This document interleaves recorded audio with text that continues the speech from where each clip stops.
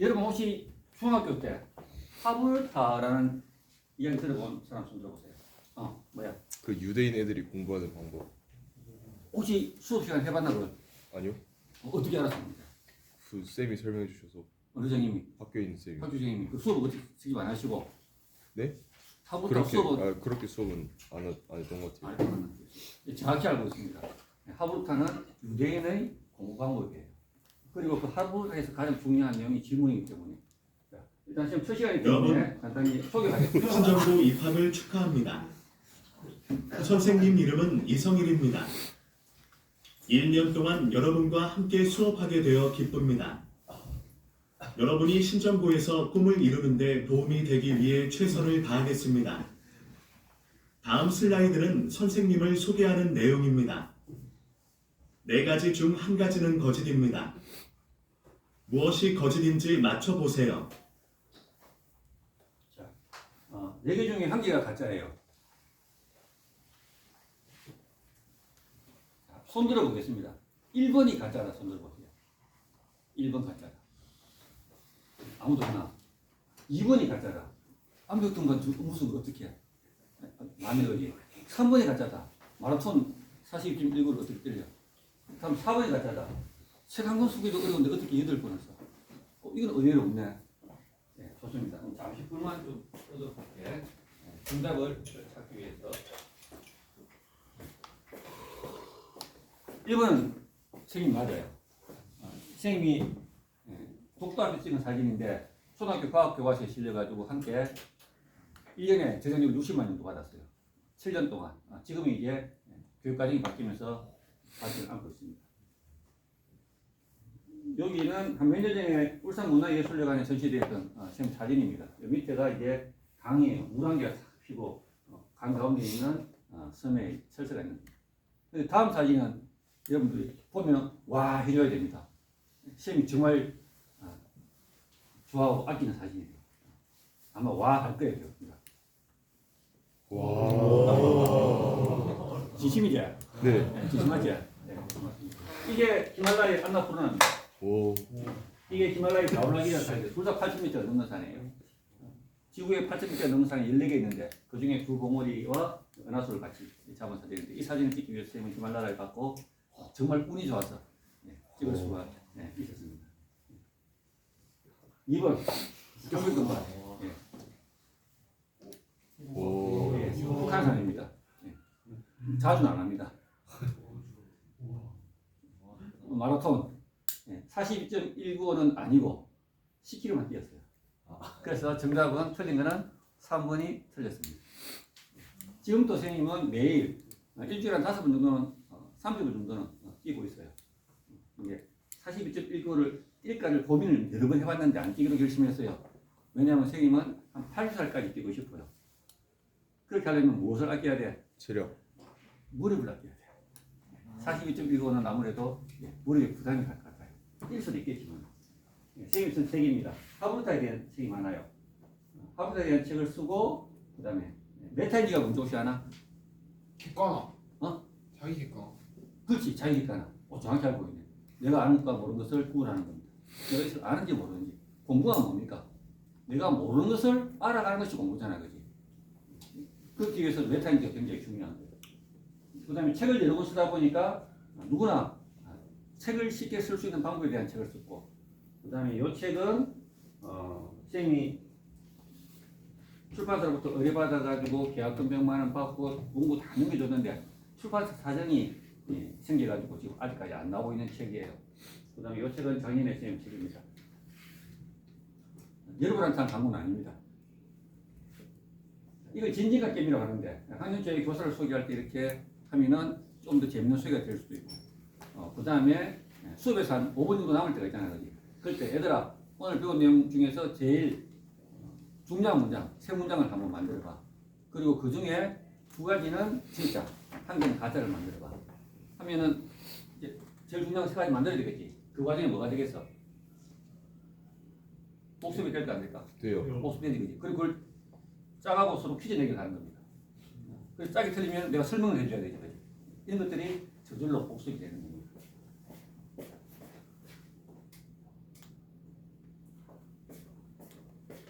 울산에서는 한 교사가 유태인의 교육 방법에 힌트를 얻은 학생 참여형 수업을 확산시키고 있어 화제를 몰고 있는데요. 신정고등학교 이성희 수석교사 만나보겠습니다. 교실 수업 개선은 교육의 큰 변화이고 시대의 요구이기도 합니다. 예를 들어서 산업화 시대에는 얼마나 많이 아는가가 굉장히 중요했습니다. 지식을 축적하는 그런 공부가 중요했기 때문에 아이들은 수업 시간에 많이 읽고 외우는 그런 공부를 했습니다. 하지만 미래 사회에는 변화에 적응하는 그런 인재상이 필요합니다. 따라서 이런 시대에 맞는 수업은 기존의 강의 수업이 아닌 아이들이 토론하고 문제를 해결하는 그런 학생 참여 수업이 되겠습니다. 네, 그럼 선생님께서 하고 있는 이 학생 참여 수업 방식은 어떤 겁니까? 예, 저는 주로 다양한 토론방부터 하지만 네, 주로 네. 하브루타라는 수업을 가장 많이 실시하고 있습니다. 이 하브루타가 유대인의 교육 방식이라고 들었는데 좀 더 자세하게 설명해 주시죠. 예, 그렇습니다. 하브루타는 유대인의 토론 방식입니다. 네네. 기본적으로 하나의 교재를 두고 두 명이서 서로 토론하고 질문하고 논쟁하는 그런 학습 방법입니다.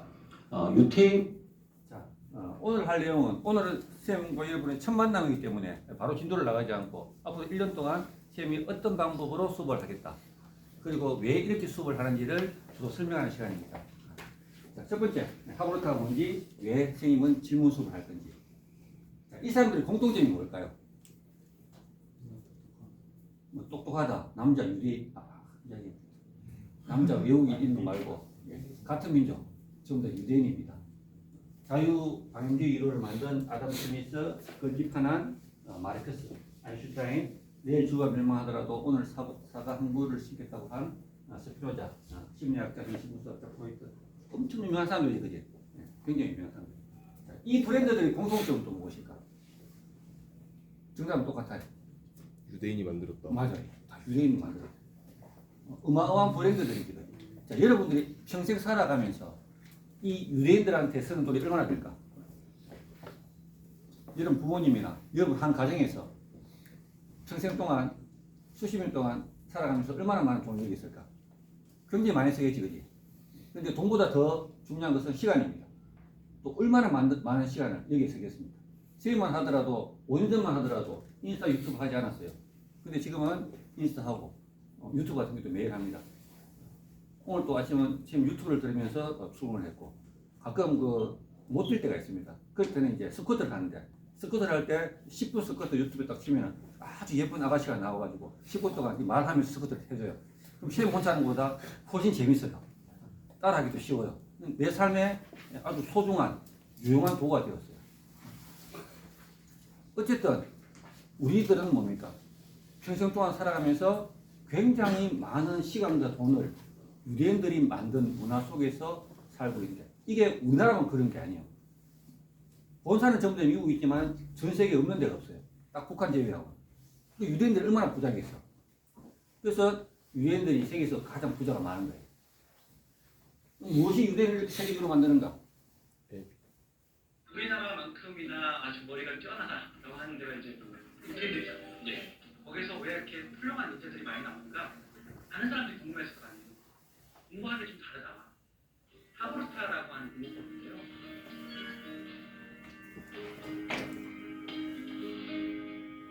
우리는 도서관가 어떻습니까? 우리 도서관이 독서실이죠. 교육학에 입시 공부, 입사 공부 하고 있어요. 자, 근데 이 하브루타 공부를 하는 유태인들의 도서관을 가보잖아요. 시끄러움이죠. 그게 두 사람, 세 사람이 막 떠오르면서 얘기를 해요. 그러니까 나는 이렇게 생각하는데 너는 어떻게 생각하냐면 또 얘기하면 나는 그걸 찬성하지 않는다. 뭐 짝을 지어서 질문하고 대화하고 논쟁을 해요. 그러니까 도서관이 굉장히 쩌렁쩌렁해요. 이게 도서관이에요. 시끄러운 소리로 가득 찬 이 넓은 공간은 여러분들이 이제 하브루타로 공부하면은 성적이 올라갈 가능성이 굉장히 많아요. 근데 잘 안 해요. 잘 안 해요. 왜냐하면 일단 딱도 필요하고 질을 만드는 것이 굉장히 어려워요. 그래서 선생님이 수업 시간에 할 겁니다. 선생님이 수업 시간에 하브루타로 수업을 할 겁니다. 하브루타는 기본적으로 책을 읽고 짝과 질문으로 생각을 나누는 그런 공부예요. 우리가 유대인 공부하고 좀 차이가 있어요. 우리가 흔히 공부한다 하면은 주로 혼자 합니다. 조용히 합니다. 읽고 듣고 외우는 공부를 해요. 그리고 시험 지원하는데 잊어버려요.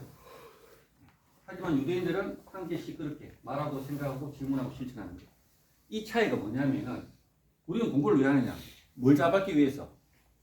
성적을 잘 받기 위해서.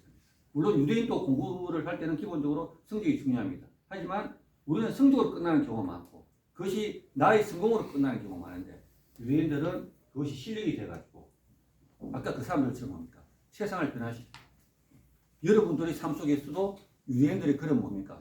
많은 그 브랜드들이 깊숙이 들어와서 세상을 변화시키는 그런 거예요. 그런데 질문이라는 것이 하기 쉽나 어렵나? 여러분 질문하기 편하나 어렵나? 굉장히 불편하지 그지? 지금도 수업 시간에 여러분한테 질문이 있어 물어보면은 수업 시간에 손 들고 질문 있습니다라고 하는 사람 거의 본 적이 없어요. 정 질문이 있으면은 오히려 교무실에 있으면 가져와요. 지금 이거 모르겠어요. 실제 공개적으로는 하기 굉장히 어려워요. 왜 그러냐면은 그냥 우리 수업은 대부분 선생님들이 말하는 강의 실수만 합니다. 거기서 질문을 하게 되면은 뭔가 수업 흐름이 방해가 되죠. 그 다음에 입시 중심의 문화이기 때문에 대부분 답이 있어요. 근데 하부스타가 원하는 그 질문은 답이 아니고 생각을 묻는 질문이에요. 세 번째가 제일 중요하지. 딱 질문하려고 손을 들고 질문하는 순간 모든 사람들이 나를 다 쳐다봐요. 그리고 내 질문을 들어요. 근데 뭐 저런 걸 질문하나 이렇게 평가받을 수 있잖아, 그지? 이것이 굉장히 부담스러워요. 그래서 우리는 질문을 거의 하지 않아요.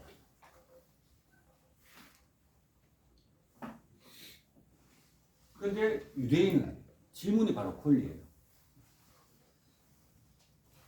배우고 싶어서 얘기해왔고 뭔가를 이해한다고 느끼지 않으면 반드시 질문해서 내가 이해할 때까지 한다.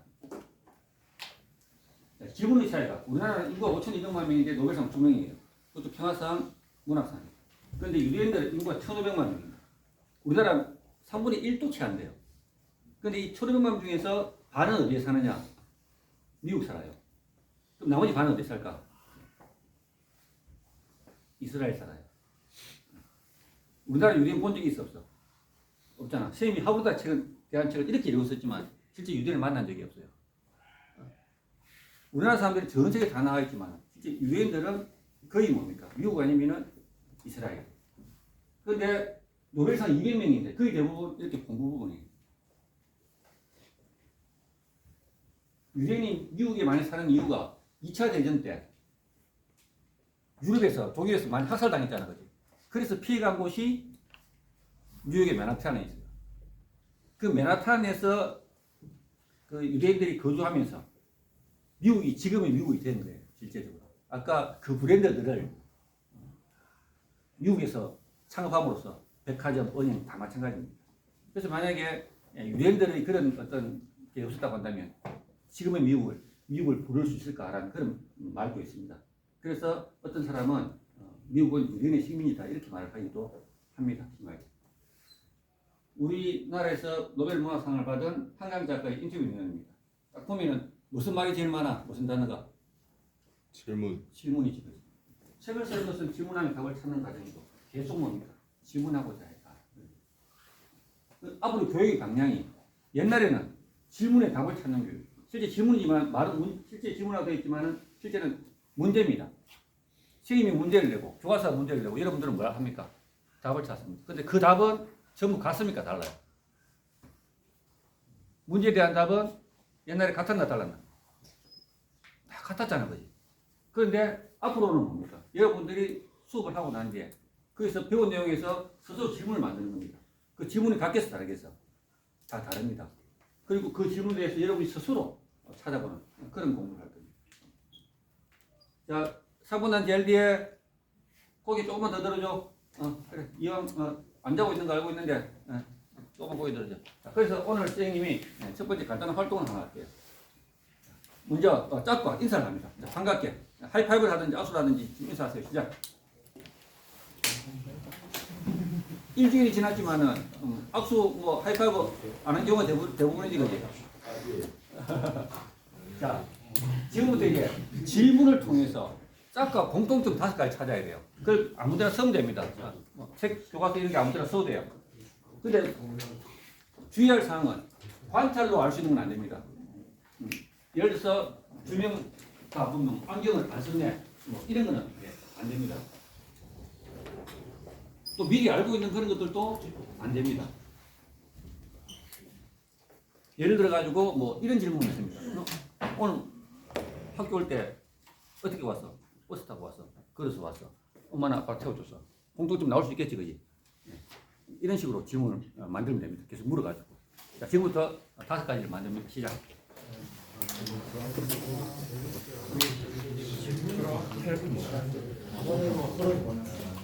뭐 좋아하는 거 있고, 좋아하는 게임이 뭔지 이런 거 보면 됩니다. 휴대폰 규정은 뭐지?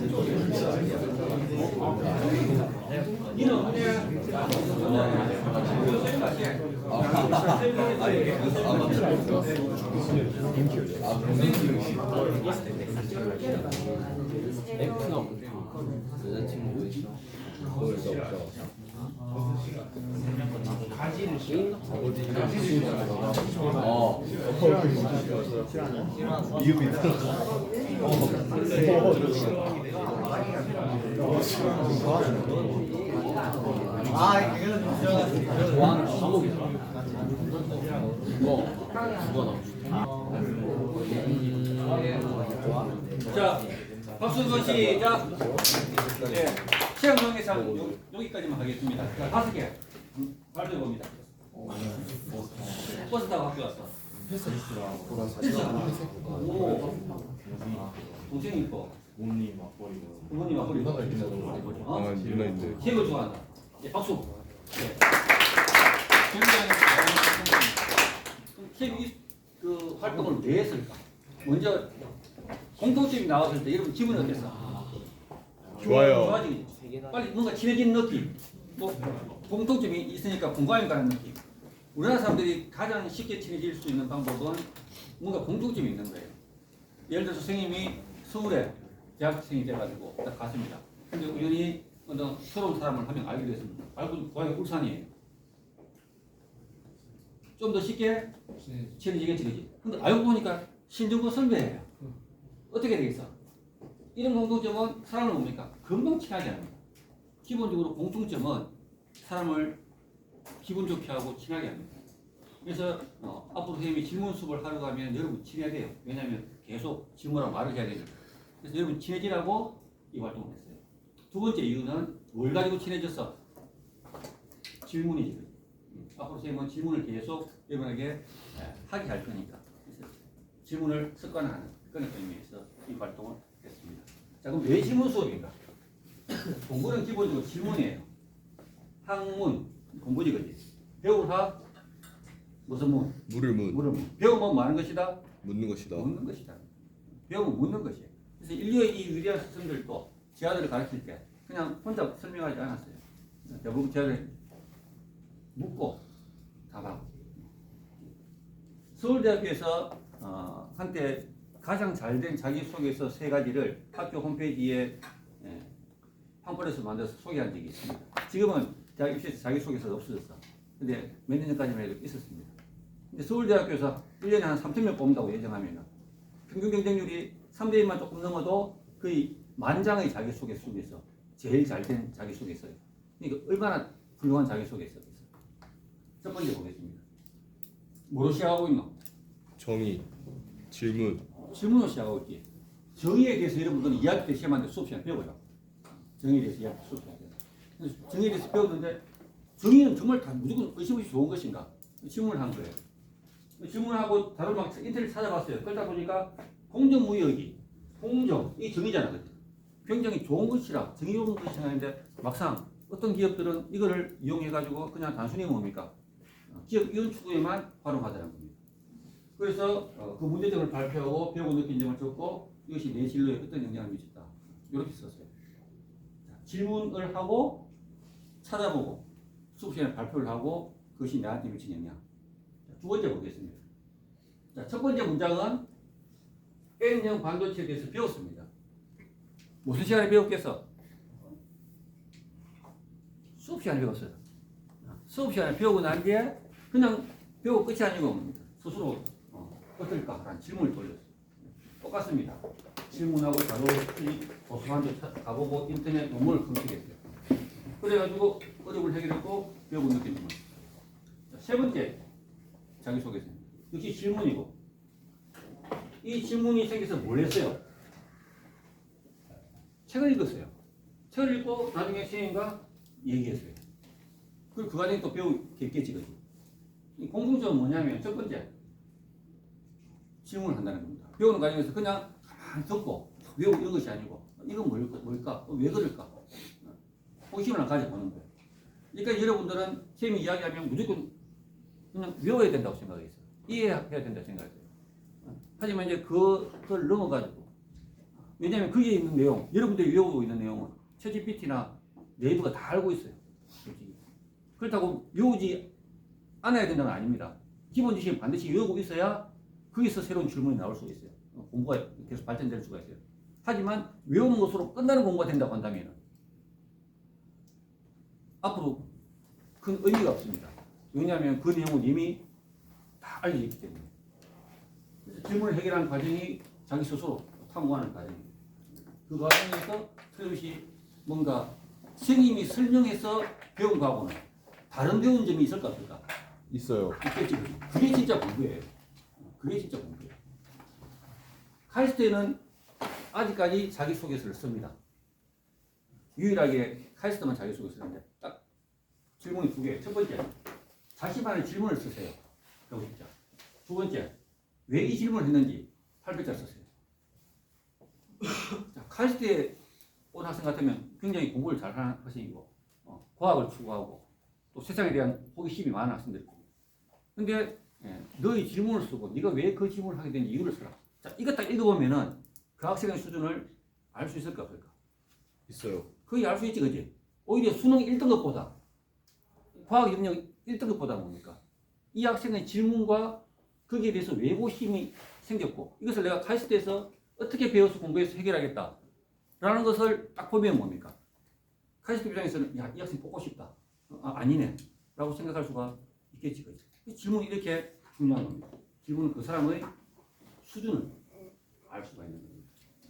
서울대학교에서는 매년 학생부 종합변경 안내서라는 팜플렛을 학교 홈페이지에 올립니다.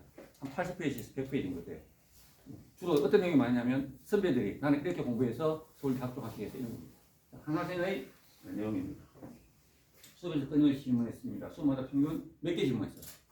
5개. 근데 이 학생이 수업 시간에 5번 손들어서 선생님 질문했어요, 선생님 질문했어요 했을까 안 했을까? 안 했습니다. 그러게 되면 수업에 굉장히 방해가 되겠지, 그게. 어떻게 했다는 겁니까? 시험 말씀 들으면서, 설명 들으면서, 또는 교과서 보면서 스스로 질문을 만드는 겁니다. 스스로 질문하고 스스로 찾아보는 거예요. 왜 질문을 만들었냐? 첫 번째, 질문은 배움의 질을 높여주고, 두 번째, 지식을 비판적으로 수용하게 됩니다.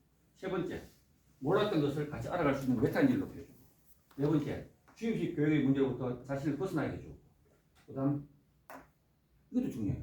암기에도 도움이 된다는 겁니다. 질문을 만드는 것이 왜 암기에 도움이 될까? 질문을 만들려면 책을 어떻게 읽어야 돼? 깊게. 깊게 읽어야 되지, 그렇지? 집중 있게 읽어야 됩니다. 그냥 대충 읽어서 질문을 안 만들어져요. 그리고 그 질문에 대해서 답을 생각하는 이런 과정들이 그 내용을 이해하는 데 도움이 될까 안 될까? 당연히 되지, 그렇지? 암기에도 당연히 도움이 되는 겁니다. 호기심은 모든 학문 발전의 출발이에요. 아리스토텔레스는 인간의 목적은 무엇일까? 행복. 이걸 찾아가는 과정에서 논리학을 발전시켰고, 뉴턴은 사가 왜 떨어지는가? 이걸 가지고 이제 중력의 법칙을 발견했습니다. 좋은 질문은 문제 해결의 시작입니다. 아인슈타인이 이런 말을 했어요. 만약 누군가 나한테 굉장히 어려운 문제를 한 문제 딱 가져와가지고 1시간 만에 풀어라 라고 한다면은 나는 55분 동안 계속 그 문제를 보고 또 다른 질문을 만들 것이다. 그리고 적절한 질문을 찾았다고 한다면 나는 5분이면 문제를 해결할 수 있다. 이렇게 이야기했습니다. 그다음에 철학대를 배우는 공부가 아닌 철학하는 공부입니다. 시험은 윤리 담당입니다. 종합사에서 윤리, 지리, 사회 세 분의 선생님이 들어와요. 교재로. 윤리 담당이다 보니까 수업 시간에 철학자가 나와요. 칸트, 벤담 이런 철학자가 실제 나와요. 근데 이제까지 시험이 질문 수업을 하기 전까지는 시험이 또 칸트와 벤담 공자를 가리키면서 얘들아 칸트는 이렇게 시험 나와. 공자는 이게 중요해. 이렇게 내용만 가르쳤습니다. 그랬더니 아이들이 시험 치고 난 뒤에는 뭡니까? 칸트라는 사람은 기억하는데 막상 칸트의 생각은 사상은 다 잊어버려요. 근데 고등학교에 그런 사상가 나올 때는 교육과정상에 어떤 이유가 있었을 거예요. 칸트의 사상을 통해서 여러분들이 어떻게 한번 생각을 해보고 자신을 한번 성찰해봐라. 이런 이유가 있었습니다. 실제 시험을 비롯해서 대부분의 선생님들은 뭡니까? 그냥 이론 중심으로 시험에만 연결했어요. 그래서 선생님이 이제는 아이들에게 질문을 만들게 했습니다.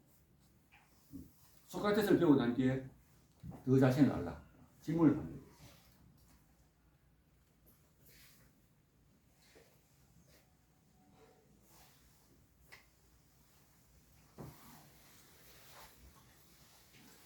자, 이 질문 가지고 짝과 한번 생각을 나눈다고 생각해 보십시오.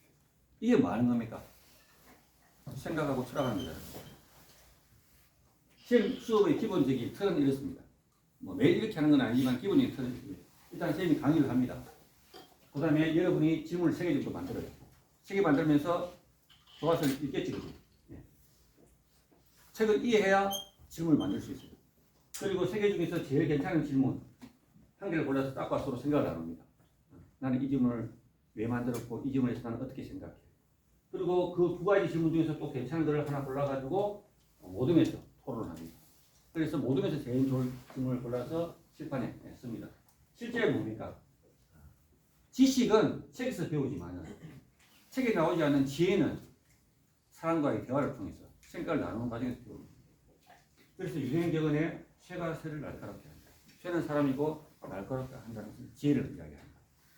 유대인들이 이렇게 유명하게 된 것이 유대인들이 본 탈무드의 이유가 있는 게 아니에요. 탈무드를 봐서 유대인들이 유명해진 것이 아니고 탈무드를 보고 만든 그 질문을 친구가 나누는 과정에서 지혜와 지식이 높아집니다.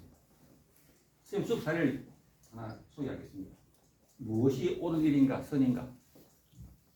우리가 어떤 행동을 할 때는 이유가 2가지가 있습니다. 첫 번째, 그 행동이 옳아서 하는 경우. 2번째, 그게 나한테 이익이 돼서 하는 경우예요. 예를 들어 선생님이 밤늦게 길을 가다가 횡단보도를 만났어요. 선생님 조금 급해요. 선생님 횡단보도 빨간불이에요. 차가 아무도 안 오고 보는 사람도 아무도 없어요. 자, 이럴 때 2가지 선택이 있습니다. 첫 번째는 기다리는 겁니다. 그런 사람 있을 수 있지, 그지? 차가 안 와도 횡단보도 기다리는 있잖아, 그지? 2번째, 건너는 경우입니다. 손해보는 경우 있나 없나? 누구도 피해가지 않습니다. 누구한테도 피해가 없어요. 근데 나는 오히려 이익이 됩니다. 우리가 살아가면서 하는 모든 행동이 이렇게 2 종류 중에 하나입니다. 내가 그 행동을 왜 하는가 가만히 생각해보면 그것이 옳아서 하는 경우가 있고 그것이 나한테 이익이 되기 때문에 하는 경우. 그래서 이 사람 같은 경우는 최다수의 최대 행복이 선이고 칸트 같은 경우에는 도덕을 지키는 것이 선이다. 선에 대한 생각이 좀 달랐어요.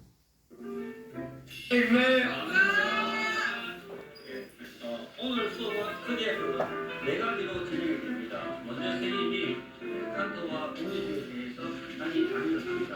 강의를 하면 여러분들은 활동지에 자기 내용을 들어가면서 공부를 하면 됩니다. 3가지 질문을 만들고 그 다음에 1가지 서부타 수업을 해왔듯이 짝끼리 그 질문에 대해서 서로 토론할 겁니다. 내가 왜 이 질문을 만들었고 이 질문에 대해서 어떻게 생각하냐. 그리고 짝끼리 둘 중에 좀 더 좋은 질문을 고를 거예요. 그 다음에 이제 모둠에서 가장 좋은 질문을 고르고 모둠에서 한 명씩 나와서 그 질문에 대해서 발표를 할 거예요. 철학의 무슨 차이가 있다? 철학을 바꿨습니다. 모둠은 무시 국민주권의 모든 행동이 결정하고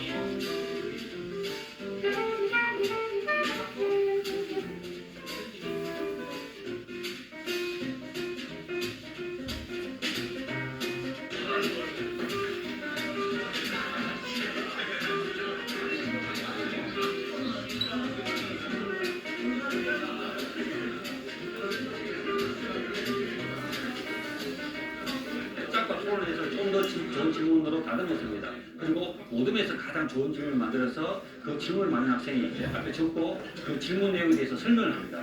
내가 이 질문을 왜 만들었으며 이 질문에서 자신 생각이 어떤지 이렇게 질문을 만들고 발표하는 과정에서 아이들은 다른 아이들의 생각에 대해서도 알게 되는 그런 효과가 있습니다. 소란스럽고 스스로한 가운데 아이들의 학습이 이루어지는 것이 이 수업의 장점입니다.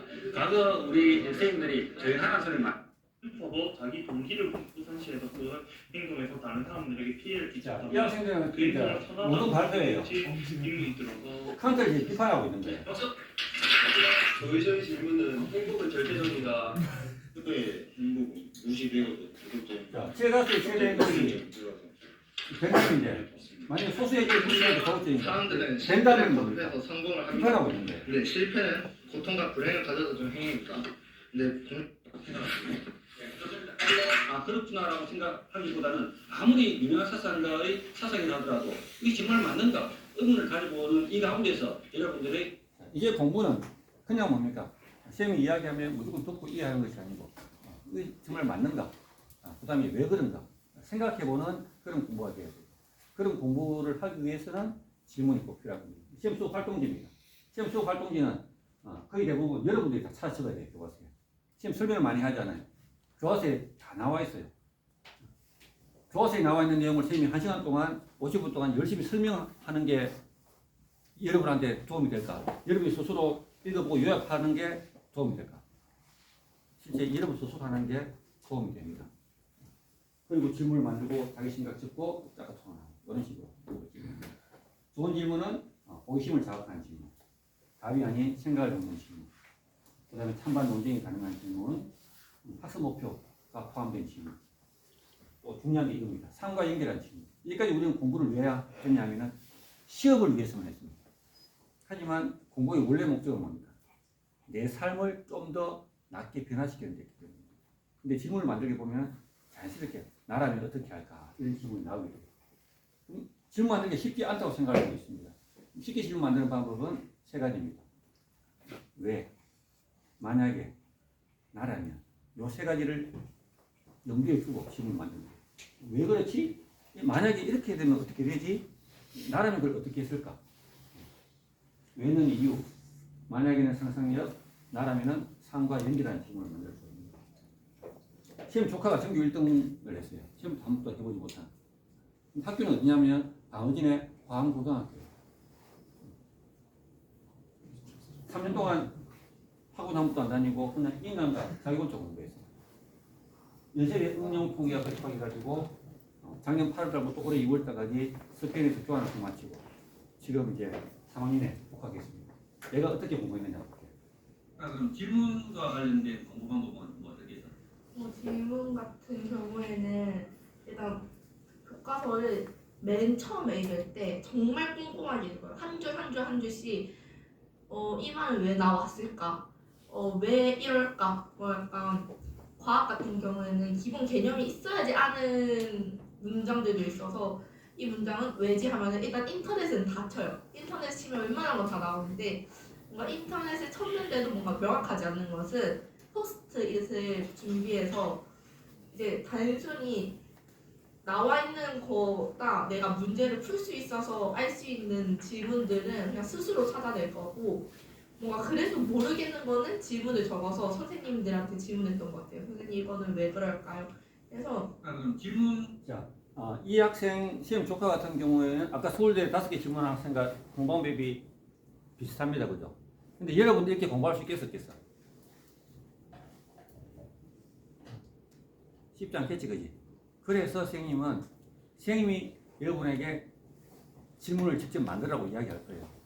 그걸 가지고 수능평가에 반영할 겁니다. 그럼 질문 만들까, 안 만들까? 만들게 되잖아, 그지? 어차피 질문을 만드는 그 과정은 효과는 똑같습니다.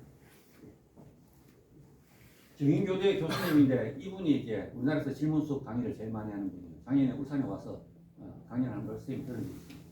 자료를 꼼꼼하게 읽는 능력을 키우려면 질문 능력이 필요해요. 그냥 공부 자체가 뭡니까? 자료를 꼼꼼하게 읽는 과정이 굉장히 필요해요. 근데 그렇게 눈으로만 읽지 말고 질문을 만들다 보면은 문해력 형성에 도움이 되고 이게 수능에도 효과입니다. 당연히 내신에도 영향을 받겠죠.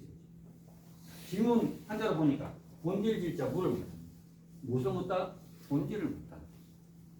그래서 몰라서 묻는 것도 질문이지만 본질을 알기 위해서입니다. 선생님은 여러분한테 절대 질문 있느냐 이렇게 묻지 않을 거예요. 그냥 질문 만들어라 할 겁니다. 그리고 매 수업 시간마다 한 마치기 2, 3분 전에 옵니다. 한 바퀴 돕니다. 발단지. 검사해가지고 질문 안 받들고 생각 안 듣고 하면은 그냥 바로 관통시킵니다. 자, 여러분들은 이제 알겠지만 고교 학점제 첫 번째 세대입니다. 지금 2, 3학년과는 내신을 산출하는 방법도 다르고 수능 과목도 달라요. 지금 2학년, 3학년들은 이렇게 수능을 있어요. 전부 다 무슨 과목에서 공통과 선택으로 나누어 있어요. 이 중에 사탐, 과탐은 그냥 선택밖에 없어요. 사탐 9개 중에서 2개 선택. 과탐 10개 중에 2개 선택하는 거예요. 그런데 여러분들은 요겁니다. 선택이 있나 없나? 없어요. 하나도 없습니다. 그런데 사회와 과학은 통합사회와 통합과학의 수능 과목이에요. 이걸 언제 몇 학년 때 배웁니까? 1학년 때 배워요. 그럼 2학년, 3학년 때 이걸 배워요, 지금. 여러분들도. 2, 3학년 때 이걸 배워요. 근데 지금 2학년, 3학년 선배들은 이걸 배우면서 수업을 어떻게 할까? 뭐 수능 특강이라든지 문제풀이 많이 합니다. 근데 여러분들이 2, 3학년 때 이걸 배우면은 수능 특강 할 필요 있나 없나? 없어요. 없죠, 그지? 왜? 수능에 치지 않아요. 그 대신 내신은 포함돼요. 내신은 포함되지만 수능에 포함되지 않아요. 이제까지 솔직히 2학년, 3학년 이런 그 수업에서 계속 뭡니까? 수능 위주로 수업하는 게 굉장히 문제였어요. 근데 그걸 해결하기 위해서 제도가 이렇게 바뀐 거예요. 이제 2학년, 3학년에서도 뭡니까? 사회 시간에, 과학 시간에 토론 수업하고 실험 마음대로 해라는 겁니다. 그 대신 1학년 때 통합사회, 통합과학 이게 이제 수능 과목이에요. 그렇다고 해서 선생님이 뭐 1학년 때 뭡니까? 통합사 해가지고 통합 뭐 수능 특강 문제집이 있어서 1학년 때부터 막 수능 특강 가르칠까 안 가르칠까? 그렇게 안 하겠지, 그지? 그렇게 해봤자 3학년 되면은 어차피 다시 공부해요. 다 까먹어요. 선생님은 자유롭게 토론 수업도 하고 질문 수업도 할 겁니다. 그래서 나라에서 이렇게 제도를 바꾼 이유가 뭘까? 이제 공부를 한 게 뭡니까? 무조건 수능으로 문제 푸는 그런 공부가 되어서는 안 된다는 거예요. 그래서 수업도 토론 수업, 실험 수업 이런 것들을 자유롭게 하기 위해서 이렇게 바꾼 거예요. 내신도 마찬가지입니다. 내신도 바뀌고 있어요. 지금 2학년, 3학년들은 1%가 40명이에요. 4%예요. 그럼 예를 들어가지고 200명이 한 학년 같으면은 8명만 1등급입니다. 근데 지금은 10%예요. 그럼 200명 같으면은 8명이 아니고 뭡니까? 20명이 1등급이에요. 여러분들 한 250명 정도 될 거예요. 한 250명 정도 되니까 25명이 1등급이에요. 이렇게 한 이유는 킬러 문항 내지 말라는 거예요. 1등급 내기 위해 가지고 그렇게 시험들이 만약에 100명 중에 5명이 100점 받아버리면 그 경우는 1등급이 없어져 버려요. 바로 2등급이 넘어가요. 근데 시험들은 아이들한테 1등급 꼭 주고 싶겠지, 필요한 학생들한테. 그래서 막 얻은 문제 막 냈어요. 그렇게 할 필요가 없는 거예요. 수업에서 교사는 이제까지는 선생님이 주로 하는 역할이 뭐였어요? 설명하는 거였어요. 말하는 거. 근데 이제 앞으로는 뭡니까? 시험 수업 시간의 특징은 시험 말이 다른 시험들보다 훨씬 적을 거예요. 그 대신 여러분이 직접 말하고 책을 찾고 하는 그런 과정이 많아집니다. 질문으로. 교사의 역할은 두 가지가 있어요. 내비게이션과 나침반이 있어요. 시험도 옛날에 이렇게 수업했어요. 설명하고 안 들어도 계속하고 해석할 거하고. 근데 막상 시간 지나면은 기억이 나지 않아요. 자, 예를 들어가지고 다음 주부터는 선생님이 진도 나갈 겁니다. 열심히 선생님이 1시간 동안 그냥 혼자 설명을 했어요. 여러분들은 다 열심히 다 들었어요. 근데 그 공부를 언제 여러분 다시 하게 됩니까? 다음 주에 한 공부를 배운 내용을 언제 공부를 하게 돼요? 시험기간. 시험기간 하는 거지, 그지? 시험기간은 4월 말입니다. 그러면 한 4월 중순, 최소한 한 달 이상이 지나서 공부를 하는 거예요. 여러분들이 하루에 7시간을 수업 듣는다고 가정했을 때 7시간 동안 한 번도 졸지 않고 열심히 설명을 들었어요.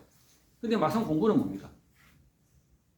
제일 좋은 거는 그날 바로 복습하고 토요일 다시 한번 복습하고 시험기간에 복습하고 이게 공부 잘하는 사람들의 기본적인 공부 방법이에요. 하지만 대부분 그렇게 하지 않아요. 그러다 보니까 수업 시간에 들어도 한 달 뒤에는 뭡니까? 다 까먹고 자기가 혼자 공부하는, 책 보고 공부하는 그런 경우가 많아요. 근데 수업 시간에 질문을 만들어가지고 짝과 토론해서 생각을 나누고 말하고 이러다 보면 뭡니까? 저절로 복습이 돼요. 시험 기간에도 그게 기억이 남아요. 이제 나침반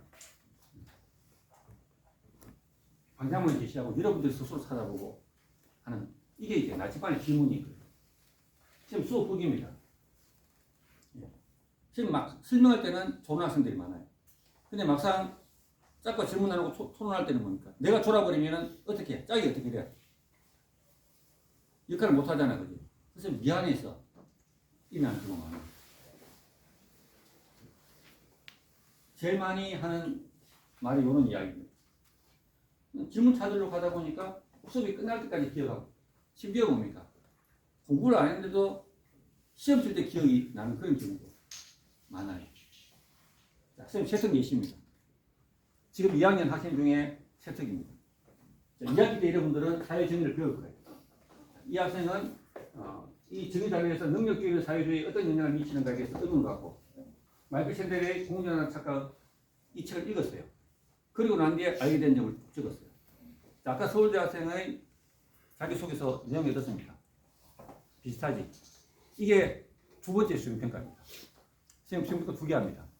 매일 하는 활동지. 두 번째 이건 언제 하냐면 6월달 정도에서 할 거예요. 자, 3, 4, 5월달 동안 여러분들은 선생님한테 여러 가지 수업을 배웠어요. 그럼 그 배운 과정에서 질문 한 가지만 딱 정하는 거예요. 한 가지 딱 정해서 그 시간 동안 질문 적고 수 찾는 거예요. 챗GPT도 찾고 뭐 필요하면 책도 찾고 인터넷 찾고 해가지고 그 질문에 대해서 여러분 탐구하는 거예요. 만약 그 시간 다 못하면은 그 다음 시간까지 가져와도 돼요. 그걸 가지고 선생님은 세탁에 적을 겁니다. 무슨 단원에서 뭘 배웠고 거기서 어떤 질문을 하고 이렇게 할까. 다음에는 아까 선생님 이야기했듯이 첫 번째, 두 번째는 배우지만 세 번째는 그냥 둔다. 이상으로 오늘 첫 번째 수업을 마치겠습니다. 수고했습니다.